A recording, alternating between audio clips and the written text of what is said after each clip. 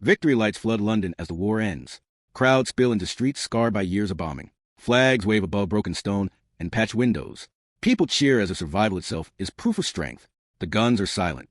The enemy is beaten. History records this moment as triumph. Britain endured the Blitz, outlasted blockade, and stood among the victors. Yet this story opens with a colder claim. Britain survived the war and lost the empire at the same time, not through invasion or defeat, but through finance. While the public watched parades and speeches, another contest had already been decided. It unfolded quietly in offices, vaults, and late-night negotiations far from front lines. During the war, destruction was loud and visible. Fires burned through cities. Factories ran day and night. Ships crossed dark oceans under constant threat. But the most important struggle made almost no noise at all. It happened on paper. Ledgers filled with figures replaced maps filled with arrows. Contracts carried more weight than cannons. Britain fought a total war without enough money to pay for it. Think about that. A nation can mobilize armies, but it still needs credit to feed them. Victory does not cancel a bill. It only delays it. By the time peace arrived, the delay had become dependence. Across the Atlantic, another nation watched carefully. America did not face bombing raids or invasions. Its factories expanded instead of burning. Its cities grew brighter as Europe dimmed. While Britain spent its wealth to survive, America accumulated power by supplying that survival. Ships arrived heavy with food, fuel, aircraft, and steel. Each delivery kept Britain fighting for another day. Each delivery also recorded a growing obligation. Payment was not demanded in gold at the time. The price was leverage. It was influence stored for later use. Britain believed it had secured help. America understood it had secured position. In public, the alliance looked equal. Leaders spoke of shared values and common destiny. Newspapers framed the war as a joint struggle of democracies against tyranny. That image mattered. It reassured citizens and soldiers alike. But equality in rhetoric did not mean equality in finance. Britain was burning resources faster than it could replace them. Gold reserves drained away. Overseas investments were sold quietly. Assets built over generations vanished to keep ships sailing and factories running. The empire still looked vast on maps, but its financial foundation was thinning with each passing month. Total war changes the meaning of time. Immediate survival becomes more important than long-term control. Decisions are made under pressure. Choices that would seem reckless in peace become necessary in crisis. Britain faced that reality early. It needed supplies at any cost. America was the only nation capable of providing them at scale. That imbalance shaped every negotiation. Help came with conditions, even when those conditions were subtle. Once accepted, they could not be undone. Leverage, once granted, does not disappear when the shooting stops. Imagine the scene inside government offices late at night. Maps are rolled aside. Papers spread across desks. Numbers replace battle reports. Officials understand what must be done, even if they dislike it. Survival demands agreement. Agreement demands transparency. Britain opens its books to secure aid. In doing so, it reveals weakness that cannot be unseen. From that moment, the relationship changes. This is not conquest in the traditional sense. No flags are lowered. No capitals fall. Yet power begins to move. The public never sees this shift. They see only endurance and defiance. They hear speeches about standing alone, then standing together. They believe that winning the war will restore what was spent. That belief feels reasonable. Britain had recovered from previous conflicts before. It had rebuilt after wars and crises. The empire had always paid its way eventually. But this war was different. It consumed wealth on a scale never seen before. It demanded continuous borrowing, not short-term loans. It required sustained dependence on another power's production. Think about the nature of debt in war. It is not just a promise to repay money. It is a claim on future choices. A debtor cannot act freely. A debtor must consider the interests of the lender. During the war, those constraints are invisible. Survival hides them. After the war, they become unavoidable. Britain's leaders understood this risk, but alternatives were few. Refusing aid meant defeat. Accepting aid meant obligation. Survival won the argument every time. As the war dragged on, the imbalance widened. Britain's factories worked under constant threat. Its shipping lanes were contested. Its cities remained targets. America's industry, by contrast, expanded behind oceans. Production soared. Wealth accumulated. By supplying war, America avoided its destruction while benefiting from its demands. This was not cruelty or conspiracy. It was structure. War rewards those who can sell survival without risking their own collapse. By the time the outcome was certain, the financial result was already decided. Victory celebrations did not change that reality. When crowds filled London streets, the numbers were already written. Ledgers had been balanced in advance. Britain emerged alive but financially bound. America emerged stronger than before. The shift did not feel dramatic at first. It felt like relief. Supplies had come through. The war was won. Peace seemed to promise renewal. But peace also removed the urgency that had hidden the cost. Obligations that could be postponed during fighting now demanded attention. This chapter asks a dangerous question. What happens when the world's largest empire must borrow to stay alive, and a lender learns exactly how desperate it is? The answer does not arrive with explosion or surrender. It arrives slowly. It arrives through policy choices that narrow over time. It arrives when independence becomes conditional. Britain believed it had secured survival. America understood it had secured influence. Both were correct. The difference lay in what followed. This is not a story of betrayal. It is not a story of generosity either. It is a story of power moving silently, legally, and permanently. It moved while everyone was watching the war. By the time the guns fell silent, the most important battle had already been settled. Britain had won the war. The empire's future, however, was already mortgaged. Before the war, Britain looked unbreakable. Its empire stretched across continents and oceans, stitched together by shipping lanes, cables, and contracts. London stood at the center of global finance, where deals were struck and currencies measured themselves against the pound. Insurance markets, commodity exchanges, and merchant banks operated with quiet confidence. Even nations that resented British power depended on its systems. This was not just military dominance. It was managerial dominance. Britain did not merely rule territory. It organized trade, credit, and movement across the world. From the outside, this structure appeared permanent. That perception mattered deeply when war began. Britain did not enter conflict thinking like a desperate borrower. It thought like a steward of the global system. The assumption was simple and comforting. The empire had survived wars before. It had absorbed shocks and rebuilt. Credit would hold. Supplies would be sourced. Payments could be sorted out later. Britain had always paid later. That habit had become tradition. Confidence replaced caution. When war erupted, leaders believed endurance alone would guarantee recovery. In the early years, this belief seemed justified. The empire mobilized quickly. Resources flowed from colonies to the metropole. Factories ramped up production. Ships crossed oceans despite growing danger. Britain appeared strained but stable. Maps still glowed with imperial color. Speeches emphasized resolve. To the public, hardship looked temporary. Rationing felt like sacrifice for a clear cause. The idea that the empire itself might be at risk seemed unthinkable. But total war consumes more than courage. It devours material at a speed empires rarely calculate honestly. Every tank required steel. Every aircraft demanded aluminum, fuel, and skilled labor. Every city under siege needed food imported from afar. Armies burned through ammunition faster than factories could replace it. Meanwhile, shipping losses mounted. Each sunk vessel meant lost cargo, lost capital, and lost time. Replacement ships required resources Britain no longer had in abundance. Gold reserves began to thin quietly. This was not announced to crowds or debated openly. It happened in back rooms where officials tracked numbers few citizens ever saw. Britain had relied on gold and overseas investments as a financial cushion. War shredded that cushion quickly. To pay for imports, assets were sold. Shares in foreign companies disappeared from British control. Long-held investments were liquidated to cover immediate needs. Each sale bought time. Each sale also reduced future income. Still, the illusion of strength held. Britain looked battered, but it did not look broken. The empire's size masked its vulnerability. Territories continued to supply raw materials. Colonial economies were pushed harder to support the war effort. From the outside, this appeared as resilience. Inside the system, it was strain. Production increased, but payment was often deferred. Obligations accumulated across the empire, creating imbalances that would not vanish with victory. Britain's leaders understood that the war demanded extraordinary measures. What they underestimated was duration. Short wars allowed debts to be repaid quickly. Long wars transformed borrowing into dependence. As months turned into years, Britain's financial flexibility narrowed. Each new crisis required more imports. Each import required more credit. Eventually, domestic options ran out. The empire could supply raw materials, but it could not manufacture everything needed for modern warfare at the necessary scale. That gap was filled from across the Atlantic. America's factories produced what Britain could not. Food, fuel, machinery, and weapons flowed steadily eastward.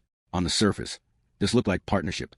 Underneath, it was asymmetry. America sold survival, while remaining safe from destruction. Its cities expanded production, without fear of bombing.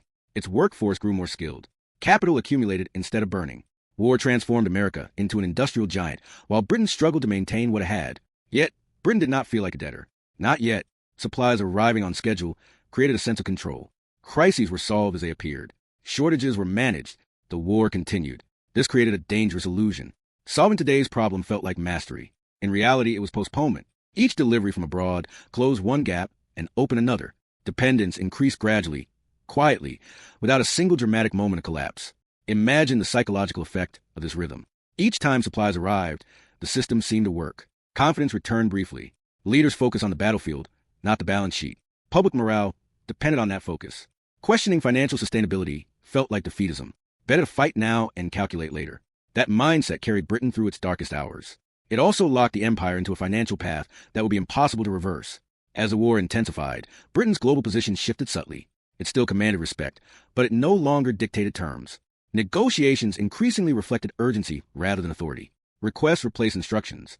Britain needed assurance that supplies would continue. America needed assurance that commitments would be honored. Each agreement moved influence slightly westward. The shift was gradual enough to escape headlines, but clear enough to shape outcomes. The illusion of strength was reinforced by necessity. Britain could not afford to appear weak. Allies depended on its resolve. Enemies watched for signs of collapse. Maintaining the image of stability became part of the war effort. That image extended to finance. The true extent of Britain's strain remained hidden behind patriotic language and strategic silence.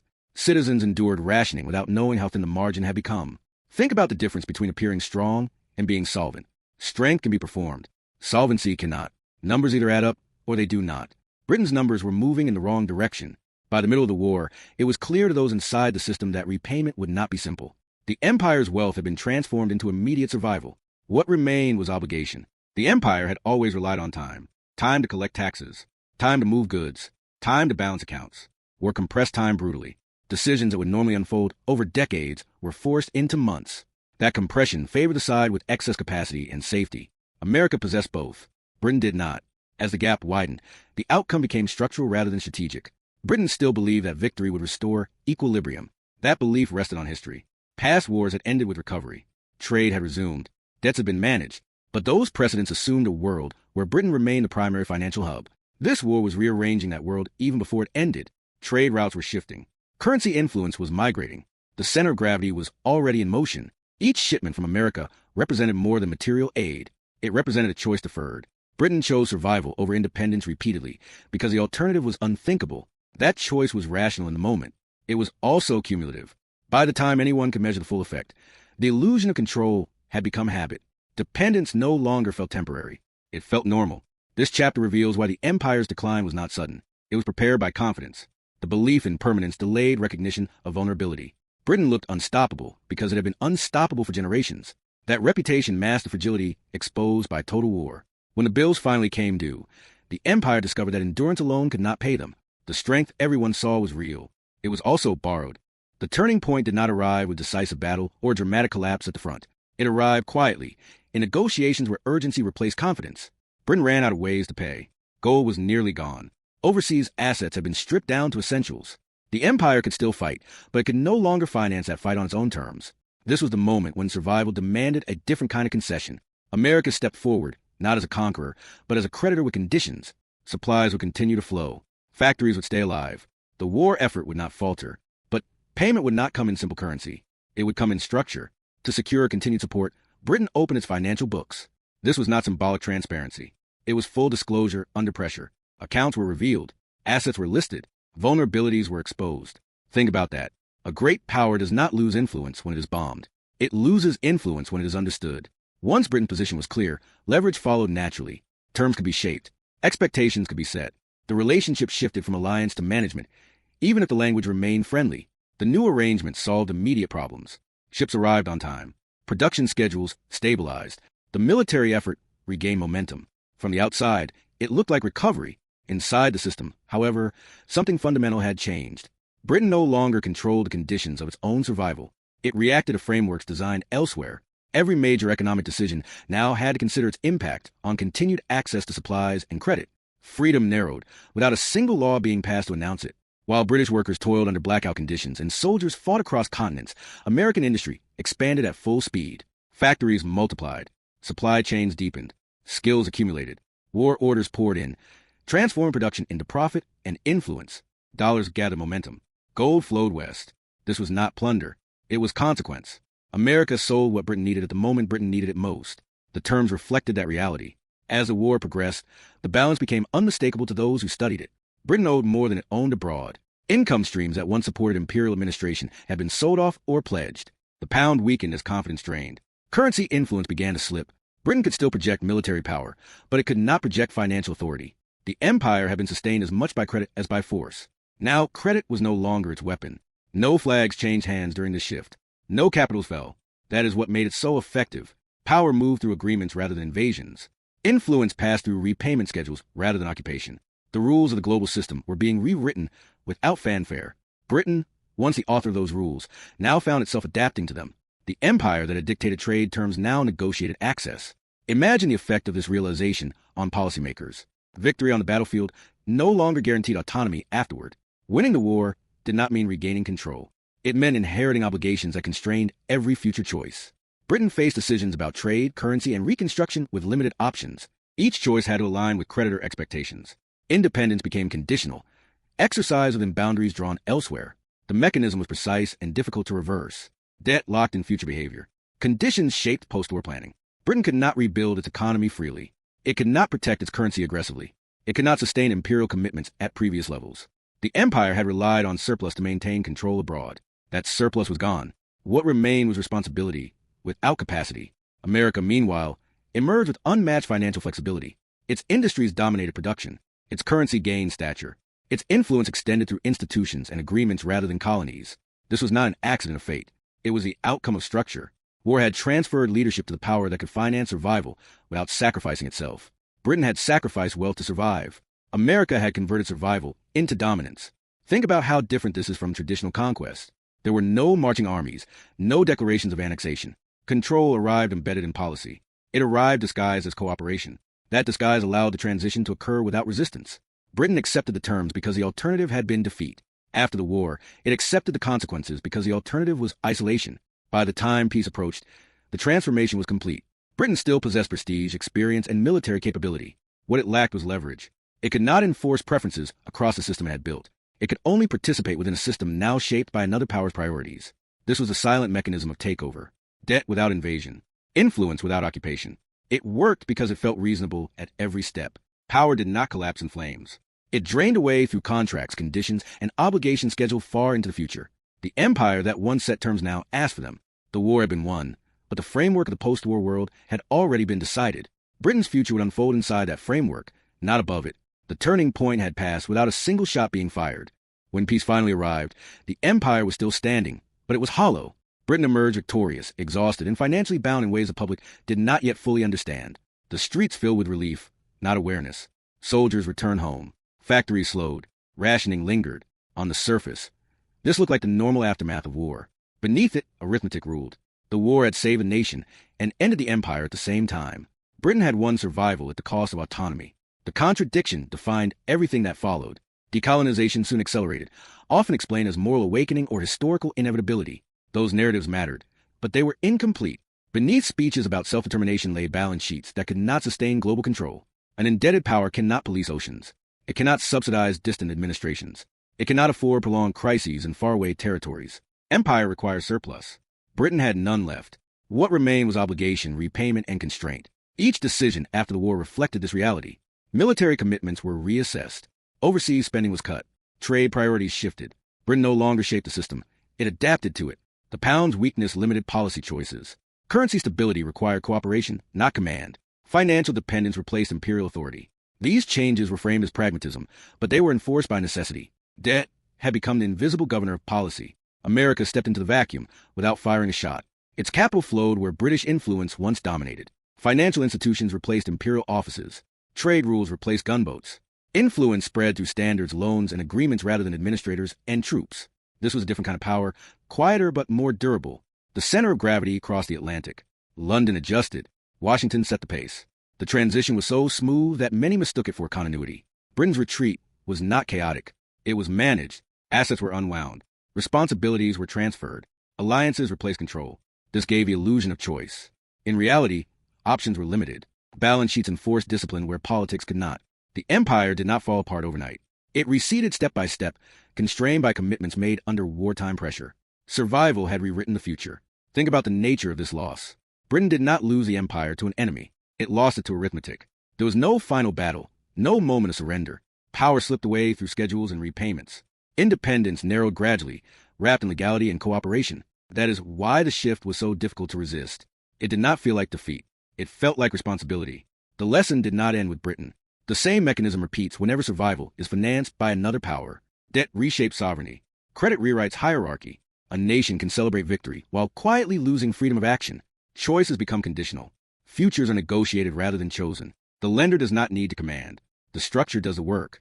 Imagine a country cheering in the streets, convinced that endurance has secured control of tomorrow. Now imagine that tomorrow already belongs to someone else. That is the real legacy of the World War II debt deal. Empires do not always fall to enemies. Sometimes they outlive their power. Sometimes they win the war and lose the world afterward. If this story changed how you see victory, power, and survival, subscribe to this channel for more deep, cinematic histories of hidden economics. And if you believe these lessons matter now as much as they did then, share this story so others can see how power truly moves.